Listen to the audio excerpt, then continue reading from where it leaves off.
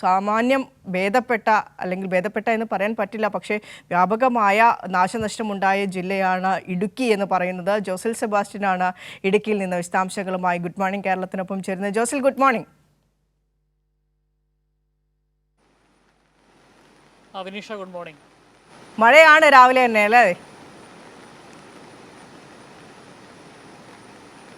തീർച്ചയായും കഴിഞ്ഞ രാത്രിയിലെ അപേക്ഷിച്ച് ഇന്നലെ രാത്രിയിൽ മഴ താരതമ്യേന കുറവായിരുന്നുവെങ്കിലും ഇപ്പോൾ പകൽ നേരം പുലർന്നതോടുകൂടി വീണ്ടും മഴ ആരംഭിച്ചത് ഇടുക്കിയെ സംബന്ധിച്ച് വളരെ ആശങ്ക ഉണ്ടാക്കുന്ന കാര്യമാണ്.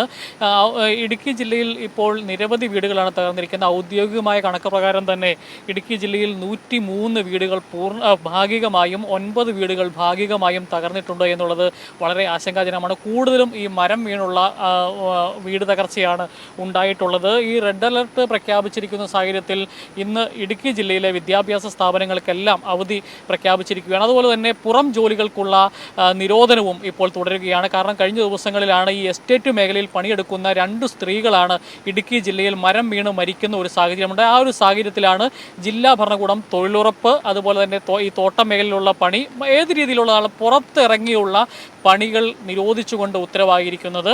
അത് കർശനമായി പാലിക്കാത്ത പക്ഷം അങ്ങനെ ജോലി എടുപ്പിക്കുന്ന ഏജൻസികൾക്കെതിരെയോ സ്ഥാപനങ്ങൾക്കെതിരെയോ ഇറങ്ങുന്ന വ്യക്തികൾക്കെതിരെയും കേസെടുക്കും എന്നുള്ള നിയമ നടപടി സ്വീകരിക്കും എന്ന് ജില്ലാ കളക്ടർ വ്യക്തമാക്കിയിട്ടുണ്ട്. അതുപോലെ തന്നെ ഇപ്പോൾ ഇടുക്കി ജില്ലയിൽ 10 ദുരിതാശ്വാസ ക്യാമ്പുകളാണ് പ്രവർത്തിക്കുന്നത്.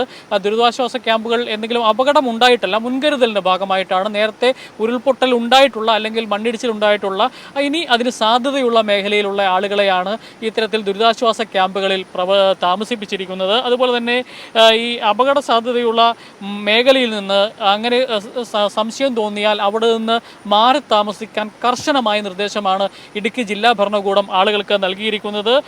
ഇപ്പോൾ എൻ്റെ പുറകിൽ കാണുന്ന മലങ്കര ഡാം അടക്കം ഇടുക്കി ജില്ലയിൽ 4 അണക്കെട്ടുകളാണ് ഇപ്പോൾ തുറന്നിരിക്കുന്നത്. ഇന്നലെ പൊന്മുടി അണക്കെട്ടാണ് അവസാനം തുറന്നത്. നേരത്തെ തന്നെ കല്ലാർകുട്ടിയും പാബ്ലയും മലങ്കര ഡാമും തുറന്നിരുന്നു. ഇന്നലെ പൊന്മുടി ഡാം കൂടി തുറന്നതോടുകൂടി 4 ഡാമുകളാണ് ഇടുക്കി ജില്ലയിൽ തുറന്നിരിക്കുന്നത്. അതുപോലെ തന്നെ ഈ മലയോര മേഖലയിലുള്ള രാത്രികാല യാത്രാ നിരോധനം തുടരുകയാണ്.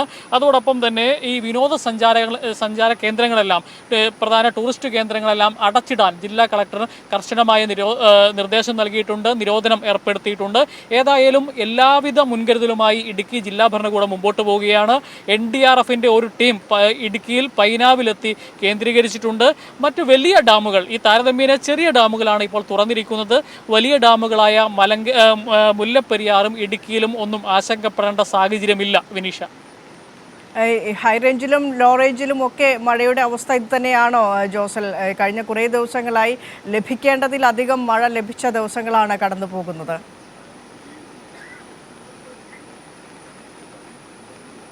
തീർച്ചയായിട്ടും വിനീഷ, ഞാൻ ഇപ്പോൾ രാവിലെ ഈ ലൈവിന് തയ്യാറാകുന്നതിന് മുമ്പ് ഇടുക്കി ജില്ലയുടെ വിവിധ ഭാഗങ്ങളിൽ വിളിച്ചു ചോദിച്ചിരുന്നു. കഴിഞ്ഞ രാത്രിയിലുള്ളതിനേക്കാൾ ഈ കഴിഞ്ഞ രാത്രിയിൽ, അതിനു മുമ്പുള്ള രാത്രിയേക്കാൾ ഇതിനു മുമ്പുള്ള, നമ്മുടെ തൊട്ടു മുമ്പുള്ള രാത്രിയിൽ താരതമ്യേന മഴ കുറവായിരുന്നു എന്നുള്ളതാണ് പറഞ്ഞിരുന്നത്. പക്ഷേ ഇന്ന് രാവിലെ ഇപ്പോൾ നമ്മൾ ഈ ലൈവിന് തയ്യാറാകുന്നതിന് തൊട്ട് മുമ്പ് തൊട്ടാണ് ഈ തൊടുപുഴ മേഖലയിൽ മഴ ആരംഭിച്ചിരിക്കുന്നത്.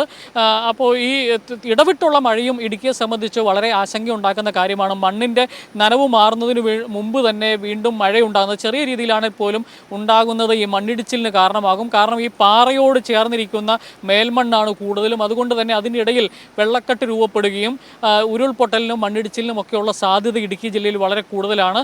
ഏതായാലും മഴ പൂർണ്ണമായും മാറുന്ന ഒരു സാഹചര്യം വരെ ഇടുക്കി ജില്ലയിൽ വളരെ മുൻകരുതലോടുകൂടിയായിരിക്കും ജില്ലാ ഭരണകൂടം മുമ്പോട്ട് പോകുക. അതനുസരിച്ചുള്ള എല്ലാ ക്രമീകരണങ്ങളുമാണ് ഏർപ്പെടുത്തിയിരിക്കുന്നത്. ഏറ്റവും കൂടുതൽ നഷ്ടമുണ്ടായത് KSEBിക്കാണ്.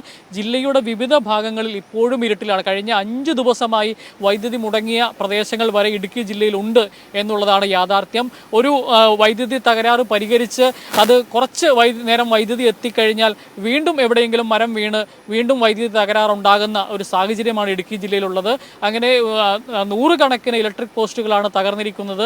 പല മേഖലയിലും ഇരുട്ടിലാണ് എന്ന് തന്നെ പറയേണ്ടതായിട്ട് വരും. വിനീഷ.